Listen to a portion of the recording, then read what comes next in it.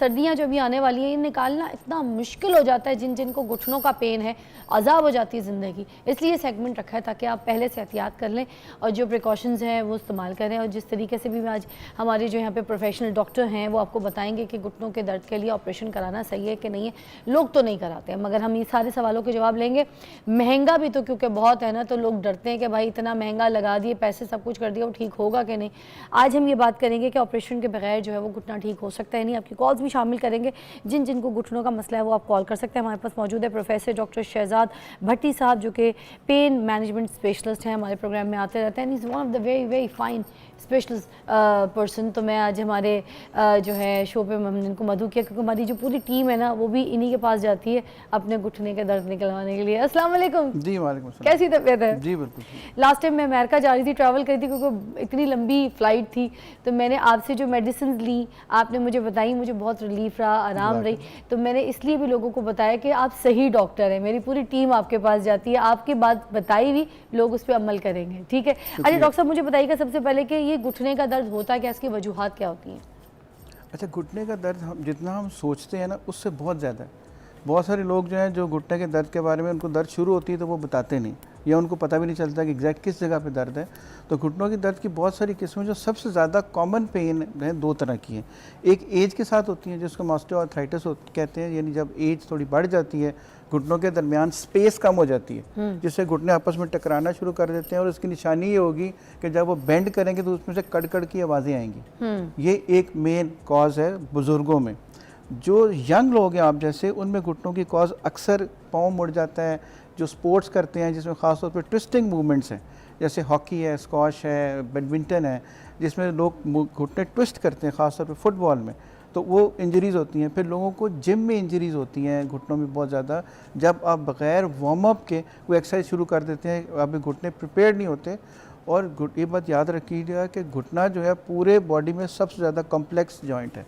अच्छा, इतना कुछ ये अल्लाह ने बनाया क्योंकि सारी जिस्म का बोझ ही इसके ऊपर जाता है, लिहाजा इसमें दर्द बड़ा आसान है, लेकिन उसको मैनेज करना चाहिए। तो ये टाइप्स क्या क्या होते हैं घुटनों के दर्द के, जो टाइप्स होते हैं वो क्या क्या होते हैं, इसको आप अपनी ज़बान में क्या कहते हैं? जी, उसमें मैंने बताया ना, एक तो ऑस्टियोआर्थराइटिस की वजह से पेन होती है, दूसरा इंजरी की वजह से पेन होती है। ओके। टेक्निकली तो बहुत सारी टाइप्स हैं, लेकिन जो हमारे पास ज़्यादा पेशेंट्स आते हैं इन्हीं दो मसलों के साथ आते हैं।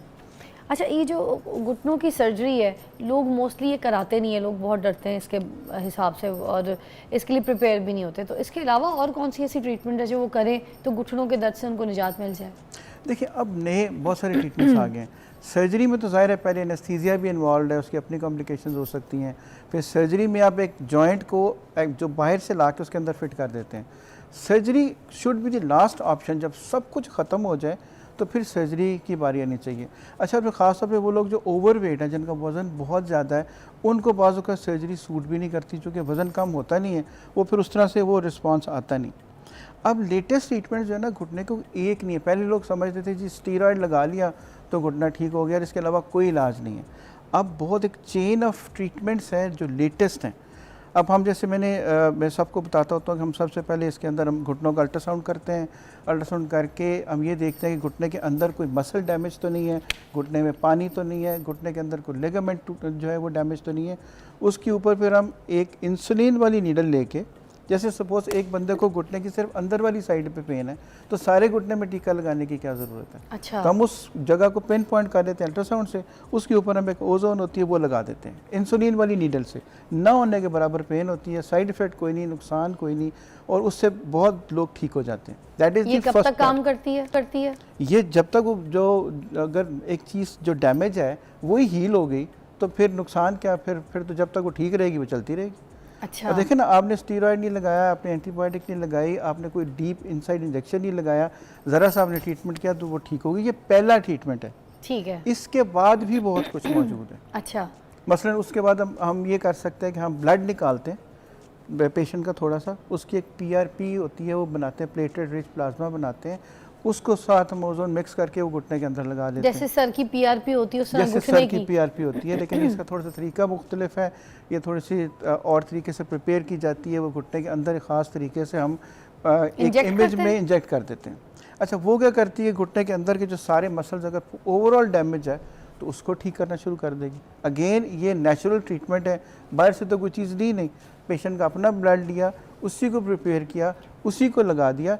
इसमें थोड़ा सा टाइम लगता है, लेकिन घुटना अंदर से नेचुरल शुरू हो जाती है। सर ये कोई लेटेस्ट टेक्निक अगर आई है तो वो भी डिस्कस कीजिए, कोई ऐसी घुटनों के दर्द के लिए लेटेस्ट ट्रीटमेंट टेक्निक जो आप लोग अभी इस्तेमाल हाँ करें, जी। या फिर पाकिस्तान में नहीं आई, प्लीज़ डिस्कस। नहीं, पाकिस्तान में है। अच्छा। इसके बाद हम जो लेटेस्ट ट्रीटमेंट हम आजकल कर रहे हैं उसको हम एक्सोसोम्स कहते हैं, EXOSOMES। What is this? Exosomes होते हैं कि ये एक स्टेम सेल्स, एक नाम सुना होगा हम बहुत सारे लोगों ने, ये उससे एक अगली किस्म है। ये होता है कि किसी ह्यूमन कॉर्ड से में से एक सेल्स निकालते हैं, उन सेल्स को हमें ख़ास तरीके से प्रिपेयर करते हैं, उसको फिर घुटने के अंदर इंजेक्ट कर देते हैं। अब ये करते क्या हैं?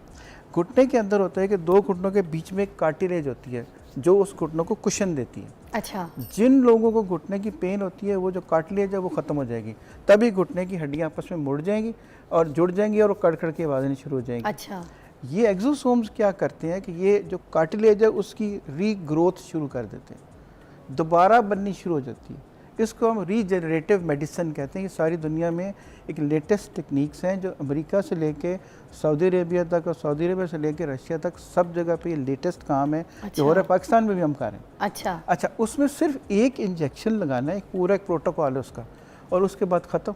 ये थोड़ा सा एक्सपेंसिव है रिलेटिवली सर, वैसे लेकिन वो जो चीज़ डैमेज हो गई थी सर, वो दोबारा बननी शुरू हो जाएगी। कितना कोई एक्सपेंसिव है, क्योंकि घुटने का अगर ऑपरेशन की हम बात करें 30-35 लाख का तो होता है। उसके मुकाबले में तो कुछ भी नहीं है। उसके मुकाबले में तो कुछ भी नहीं है, क्योंकि ये अमेरिका से इंपोर्ट होती है या बाहर से हम इसको इंपोर्ट करते हैं। कोशिश ये हो रही है कि पाकिस्तान के अंदर भी इसकी प्रोडक्शन शुरू हो जाए, और वो एक सिर्फ एक इंजेक्शन होता है, लेकिन उसको एक तरीके से लगाना होता है। कुछ 3-3.5 लाख रुपए का पाकिस्तान में सारा कुछ करके लग सकता है। और उसके बाद आपने 2 से 3 महीने उसको रीजनरेट होने में लगते हैं। हाँ। और अक्सर हमने काफ़ी केसेस किए यहाँ पे, और उससे होता है ये तो फिर नॉर्मल है। तो लोग नहीं, बाकी मतलब उसके हिसाब से घुटने के ऑपरेशन से तो बहुत ही नॉर्मल है, पौना भी नहीं। हाँ। एक कॉल है शहजाद साहब, मैं उसको शामिल करना चाहूँगी। अस्सलाम वालेकुम जी, कौन है? शाहिदा जी। वालेकुम सलाम जी। अस्सलाम वालेकुम। वालेकुम, शाहिदा जी क्या कहेंगी? हाँ जी सीधा जी, सबसे पहले तो मैं आपके की बहुत तारीफ करना चाहती हूँ कि बहुत ही अच्छा प्रोग्राम है। आप माशाल्लाह बहुत अच्छी, बहुत प्यारी लगती हैं। और सबसे बड़ी, और उसके बाद जो डॉक्टर साहब आते हैं माशाल्लाह, उसका बहुत अच्छा हमारे लोगों के लिए बहुत अवेयरनेस पैदा करती हैं। बेशक आप लोग के लिए बुलाया जाता है सारे मुअज़्ज़िज़ मेहमानों को। क्या मसला है मुझे बताइएगा। हाँ जी, मैंने ये पूछना था कि जब मैं नमाज पढ़ती हूँ तो डॉक्टर साहब, मैं जब उठती हूँ और बैठती हूँ ना तो मेरी आवाज़ तक फंसी आती है। तो उसके बाद जब मैं सीढ़ियों चढ़ती हूँ तो फिर मेरी टांग में इतनी ज़्यादा शदीद दर्द होती है जिसकी वजह से ना मुझसे ना चलना फिरना बहुत मुश्किल। उसके बाद फिर कोई भी मेडिसिन वो पेन किलर खाती हूँ तो फिर में चलती है, तो इसकी वजह से मुझे बहुत ज़्यादा टेंशन होती है। और ये डॉक्टर साहब, मैं एक और बात बताना चाहती हूँ कि ये जो आपने एक्शन का बताया ना, तो मेरे अब्बू को वो जो 60 ईयर्स के थे, उनको ये मसला था घुटनों का बहुत ज़्यादा, तो उनको ये लगवाया था इंजेक्शन। तो उसके बाद वो फिर चलने फिरने से ना बहुत प्रॉब्लम हुई थी उनको इंजेक्शन लगवाने से। तो अब मेरी अम्मी को भी ये मसला है घुटनों का, और मोरे का भी मसला है। वो उसमें चाहिए वो ये घुटनों का बहुत ज़्यादा प्रॉब्लम है। वो सीधी तरह से उनसे उल्टी नहीं होती, शुगर के भी वो मरीज है। तो प्लीज़ आप थोड़ा सा गाइडेंस करें क्योंकि हम उनके लिए आप सुनिएगा। मैं समझ गई आपके प्रॉब्लम को, डॉक्टर साहब भी समझ गए। अभी आप सुनिए, देखें आपको कितना अच्छा हल बताते हैं। जी डॉक्टर साहब, क्या ट्रीटमेंट होनी चाहिए? मेरी बहन की और उनकी अम्मी का भी मसला चल रहा है, और नमाज के टाइम पे तो काफ़ी कड़ाके भी उनके घुटने में। अच्छा, इसमें एक चीज़ याद रखें कि जो बहन ने बताया ना इंजेक्शन के बारे में, ये स्टीरॉइड्स की बात कर रही है, मुझे लगता यही है। स्टीरॉइड्स हम नहीं लगाते, ये वो इंजेक्शन नहीं है, पहली बात है। ये वो इंजेक्शन है ही नहीं है। जो मैंने पहले ओजोन की बात की थी तो वो तो हम स्किन में लगाते हैं, वो तो घुटने के अंदर लगाते ही नहीं है। प्लस वो जिनका नुकसान कोई नहीं है। नंबर 2, मैं आपको एक और ऑब्जर्वेशन बताऊं जो तमाम सुनने और देखने वालों के लिए है कि हम जितनी मर्जी दवाइयाँ ठीक करते हैं। हमने पिछले को 500 पेशेंट्स को चेक किया जो उन्होंने आके कहा कि हमें शुगर नहीं है, हमें डायबिटीज़ ठीक है। मैं सुबह की जो नाश्ते से पहले की शुगर इतनी होती है, नाश्ते के बाद की इतनी होती है, लेकिन हम एक टेस्ट कराते हैं जो 3 महीने की शुगर चेक करते हैं। उन 500 में से जिनकी दर्दें ठीक नहीं होती थी, उनमें से 490 पेशेंट तकरीबन ऐसे थे जिनकी वो HbA1c लेवल उसको कहते हैं वो ज़्यादा था। लिहाजा मेरी बहन को चाहिए कि सबसे पहले अपना शुगर लेवल चेक कराएं किसी लैब से जो 3 महीने वाला टेस्ट होता है। 3 महीने वाला? जितनी मर्जी दवाइयाँ लेते रहे, ठीक है। जब तक वो लेवल कंट्रोल में नहीं आएगा किसी दवाई का उतना असर नहीं होगा। ठीक चाहे है। ऑपरेशन भी करा लें, चाहे जो मर्जी कर लें, क्योंकि वो एक ऐसा कोई आपस के अंदर इनका रिलेशन है कि जब तक वो लेवल ठीक नहीं होता उस वक्त तक दर्दें भी ठीक नहीं होती। ठीक है, तो ये नंबर पहले एक, चेक करा के जरूर फिर चेक रिपोर्ट कराना, डॉक्टर को चेक जरूर चेक कराना चाहिए। ठीक है। नंबर 2, ये दर्दें जो बता रही हैं, ये पोस्ट ट्रीटेबल है। इनका एक एक्सरे चाहिए, पता चल जाए कि बीमारी की नौयत क्या है और कितनी ज़्यादा है, उसको हम ट्रीट कर सकते और हैं। ये ट्रीटेबल है? बिल्कुल ट्रीटेबल है। और पेन ट्रीटेबल है। देखिए, जवानी वापस नहीं आती, लेकिन जो चीज़ें हम अपनी थोड़ी फिटनेस बेहतर कर लेंगे, जो दर्दें हैं हर वक्त की, ये बहुत बेहतर हो जाती तो ये क्या सिचुएशंस हैं, ज़रा देखने वालों को बताएं, इसके लिए करना क्या चाहिए? डी लगवाना चाहिए घुटना या नहीं? है। देखिए, ये जो घुटने की सर्जरी सबसे आखिरी रिजॉर्ट है, कुछ ना बचे तो फिर घुटने की सर्जरी होनी चाहिए, क्योंकि हर सर्जरी की अपनी कॉम्प्लिकेशंस हैं, बाज़ों का मजबूरी बन जाती है। ऐसे हम ज़्यादातर उन लोगों की बात करते हैं जो सर्जरी करवा नहीं सकते, मसलन करवाना नहीं चाहते, एनेस्थीसिया की कॉम्प्लिकेशन है, एज बहुत ज़्यादा है, किसी वजह से वो नहीं करवा सकते। अब हमने लास्ट बात की जी कि अगर कोई दर्दें ठीक नहीं हो रही, हमने सब कुछ कर लिया फिर भी दर्द ठीक नहीं हुई, हमने सारे ट्रीटमेंट्स कर लिए फिर भी दर्द ठीक नहीं और एज बहुत ज़्यादा है, तो हम आखिर में क्या करते हैं कि एक रेडियो फ्रीक्वेंसी एब्लेशन हम लफ्ज़ इस्तेमाल करते हैं। हम घुटने के इर्द गिर्द कुछ ऐसे प्रोसीजर करते हैं जिससे वो घुटने की जो नर्व्स होती हैं वो ब्लॉक हो जाती हैं, दर्द का एहसास ख़त्म हो जाता है, उसमें भी सर्जरी की ज़रूरत नहीं पड़ती, बंदा चलता रहता है लेकिन उसको दर्द नहीं होती, क्योंकि हम उसका एहसास ख़त्म कर देते हैं। उसको रेडियो फ्रीक्वेंसी एब्लेशन कहते हैं, ये भी एक लेटेस्ट ट्रीटमेंट है। अब वो जो दर्द बिल्कुल रिलीफ हो जाता है, दर्द का एहसास ही खत्म हो जाएगा तो दर्द नहीं तो होगा। वो कितने टाइम तक रहता वो है? मुस्तकिल भी हो सकता है, हम उसको मुस्तकिल बंद कर सकते हैं। अच्छा। हाँ, वो मुस्तकिल हो सकता है कि तो अंदर ऐसी nerves होती है जी जिनको आप नर्व्स block कर होती है, देते जी हैं? जी उनको नर्व्स को हम बाज़ औक़ात बंद भी कर सकते हैं, ताकि वो जो अगर बाकी मानदा उनकी ज़िंदगी अगर वो सर्जरी नहीं करा सकते तो उनको दर्द नहीं होगी, क्योंकि दर्द का एहसास ख़त्म हो जाएगा।